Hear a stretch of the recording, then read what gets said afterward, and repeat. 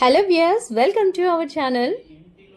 తుంగలం గ్రామంలో శ్రీ శ్రీ శ్రీ త్రిదండి దేవనాథ రామానుజ జియర్ స్వామి వారి ఆధ్యాత్మిక సందడి నెలకొంది. విజయరాఘస్వామి ఆలయంలో నిర్వహించిన పుష్కర పట్టాభిషేక మహోత్సవానికి జియర్ స్వామి విచ్చేసి ప్రత్యేక పూజలు ఆశీర్వచనాలు అందించారు.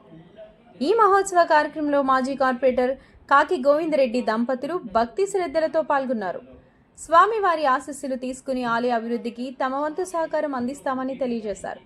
గ్రామ ప్రజలు భక్తులతో ఆలయ ప్రాంగణం ఆధ్యాత్మిక వాతావరణంతో కలకల్లాడింది. ఎక్కడా జరగదు. ఈ మధ్య కాలంలో అయోధ్యలో సీతారామ కళ్యాణం ఆరంభించారు. మనకి ఉత్తరాది వాళ్ళకి సీతారామ కళ్యాణం పెద్దగా పరిచయం లేదు. కానీ మన ప్రాంతంలో అటు తెలంగాణ ప్రాంతం కావచ్చు, ఇక్కడ ఆంధ్ర ప్రాంతం కావచ్చు, ఒకనాడు ఉండేటువంటి ఆంధ్రప్రదేశ్ తెలుగు ప్రాంతంలో ప్రతి వీధిలో, ప్రతి గ్రామంలో, ప్రతి ఊరిలో సీతారామ కళ్యాణం జరగడం ప్రతి సంవత్సరం రామనవమి నాడు అది మనందరి భక్తికి ఒక గొప్ప నిదర్శనము అని చెప్పడంలో సంశయం అక్కర్లేదు. రాముడు పుట్టింది అక్కడైనా రామ భక్తి చక్కగా ప్రకాశించేటువంటి ప్రాంతం మన ప్రాంతము. రాముడిని మనవాడిగా చేసుకున్నటువంటి ఘనత తెలుగువారిదే అని చెప్పడంలో మనకి గర్వంగా మనం చెప్పుకోవచ్చు. ఈ మాట ఎందుకు చెప్తున్నామంటే రామాయణాన్ని, రామాయణ తత్వాన్ని ఈ ప్రాంతంలో చక్కగా అందరి హృదయాలలోకి చేరేట్టుగా చేసినటువంటి మహనీయులు మన ప్రాంతంలో ఉండేటువంటి పెద్దలు, జ్ఞానులైనటువంటి మహనీయులు. వారి వల్లనే ఈనాడు ప్రతి ఇంటిలో, ప్రతి గ్రామంలో, ప్రతి గుండెలో రామనామం ఇంకా ప్రతిధ్వనిస్తుంది అంటే కేవలం పెద్దలు అందించినటువంటి ఆ జ్ఞాన భిక్ష తప్ప, రామతత్వ పరిచయం తప్ప మనకు మరొకటి తెలియదు. ఈనాడు జగదాచార్యుడిగా ఉన్నటువంటి పూజ్యశ్రీ త్రిదండి చిన్న శ్రీమన్నారాయణ రామానుజీయ స్వామి వారి గురువు గారైనటువంటి పెద్ద శ్రీమన్నారాయణ రామానుజీయ స్వామి వారి పేరు, వీరి పేరు శ్రీమన్నారాయణ రామానుజీయర్ అయి ఉండడం చేత వీరిని చిన్న శ్రీమన్నారాయణ రామానుజీయర్ అని పిలిచారు ఆ కాలంలో. కనుక వీరిని చిన్న జీయరని, వారిని పెద్ద జీయరని పిలవడం మనకి ఈ లోకంలో ఏర్పడింది. వారున్న కాలంలో 1940 ప్రాంతంలో ఇప్పుడున్నటువంటి మద్రాసు నగరంలో ఉండేటువంటి ఒక ఆయన రామనాయక పెరియార్ అని ఆయన పేరు. ఇప్పటికీ మద్రాసులో ఆయనకు విగ్రహం ఉంటుంది. ఆయనని నాస్తికుడిగానే సమాజం గౌరవించింది. రాముడు లేడు, రామాయణం లేదు, ఇదంతా ఒట్టిదే, ఇదంతా పుక్కిటి పురాణం, ఇదంతా లేనిదాన్ని వీళ్ళు చెప్తున్నారు, అదే అనుకరిస్తున్నారు. ఇప్పటికి కూడా మీకు తమిళనాడులో రాముడు లేడని వాళ్ళే తప్ప రాముడు ఉన్నాడని చెప్పిన వాడు ఎవరు లేరు. అలాంటి ఆ ప్రాంతంలో ఉండేటువంటి రామనాయక పెరియార్ అని ఆయన పేరు. ఆయన ఒకనాడు రామాయణాన్ని చెప్పులతో కొట్టి ఆ మద్రాసు నగర వీధుల్లో ఊరేగించాడు, ఇదంతా వట్టిది అని. ఈ విషయం తెలిసిన పెద్దజీయ స్వామి వారు, అయ్యో రాముడికి అవమానం జరిగింది, రామాయణానికి అవమానం జరిగింది, ఇది మన జీవితానికి, భారతీయ సంస్కృతికి ఆధారమైనటువంటి ఇతిహాసం కదా, దీనికి ప్రాయశ్చిత్తం ఎవరు చెయ్యాలి? ఎవరో చెయ్యాలి కాదు, ఇది మనమే చెయ్యాలి అని ఆనాడు వారు 27 రోజులు ఒక్కొక్క చోట రామాయణ యాగం అంటే ఒక్కొక్క శ్లోకాన్ని రామనామంతో సంపుటీకరణం చేసి హవనం చేసే ప్రక్రియని వీరు 1950 ప్రాంతంలో ఆరంభించారు. 1960లో 60 నుంచి 69 వరకు. అప్పుడు మొట్టమొదటి యజ్ఞం మద్రాసులోనే చెయ్యాలి అని అనుకున్నప్పుడు ఆయన బాగా పలుకుబడి ఉన్న వ్యక్తి ఆ కాలంలో ప్రభుత్వంలో ఉన్నత స్థాయిలో పనిచేసేటువంటి వ్యక్తి ఉండడం చేత ఎవరు సహకరించడానికి అంగీకరించలేదు. ఎవరు కార్యం జరగడానికి కావాల్సినటువంటి వసతిని ఇవ్వడానికి అంగీకరించలేదు.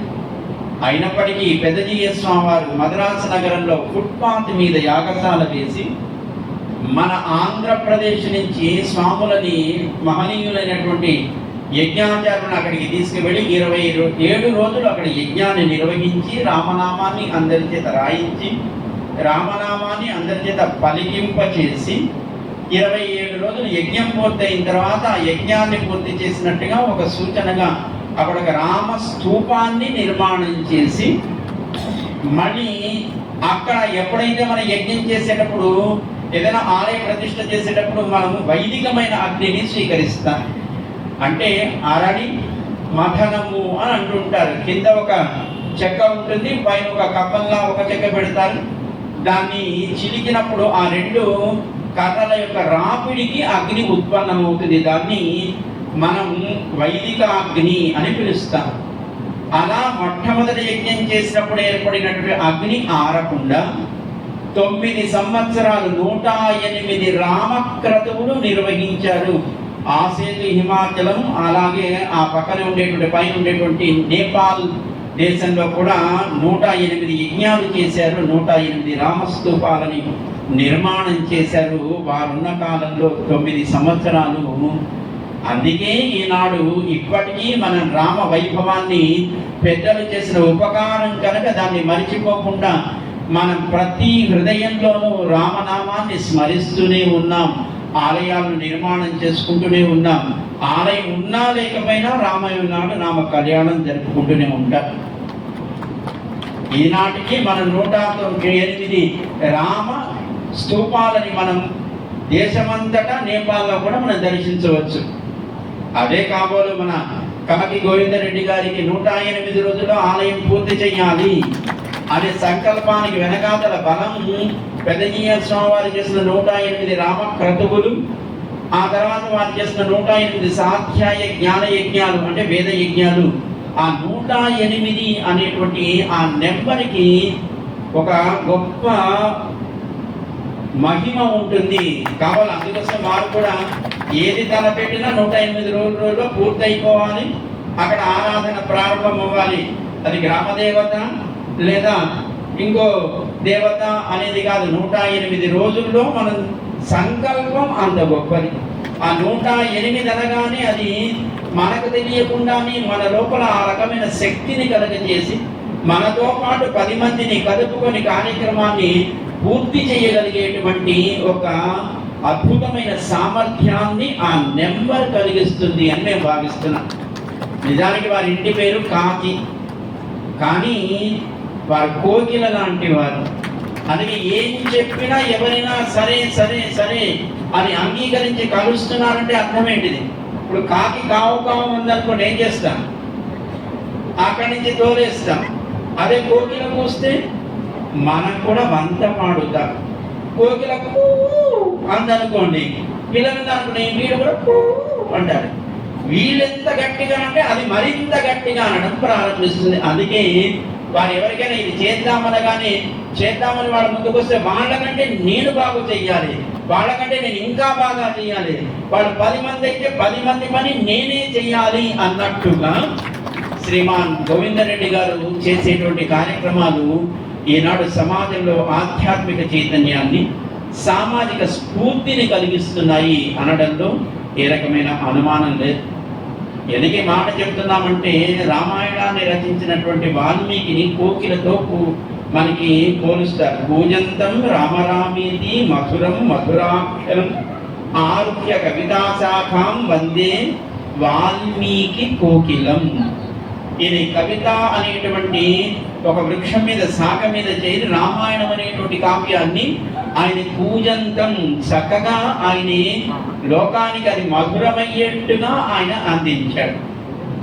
దాన్ని మరింత మనకి చక్కగా దాన్ని గొప్పతనాన్ని చెబుతూ రామాయణం అంటే ఏంటి? రామాయణ మహానది అని అంటారు. ఇది ఒక గొప్ప నది. నది ఏం చేస్తుంది? ఎవరెవరికి ఏ రకంగా కావాలో వాళ్ళకి అది ఉపయోగపడుతుంది. ప్రకృతి స్నానం చేయాలనుకున్నవాడు స్నానం చేస్తాడు, బట్టలు తుక్కోవాలనుకున్నాడు బట్టలు తుక్కుంటాడు, పశువులను కడుక్కోవాలనుకున్నాడు పశువులను కడుక్కుంటాడు, పాపాలను పోగొట్టుకోవాలనుకునేవాడు పాపాలను పోగొట్టుకుంటాడు, దాహం కావాలనుకున్నవాడు దాహం, పంట పండించుకోవాలనుకున్న వాడికి పంట పండేట్టుగా చేసేది నదీ ప్రవాహం. ఈ రామాయణం అనేది కూడా ఒక నది సుమా అంటారు పెద్ద. రామాయణ మహానది. ఇది ఎక్కడి నుంచి వచ్చింది? వాల్మీకి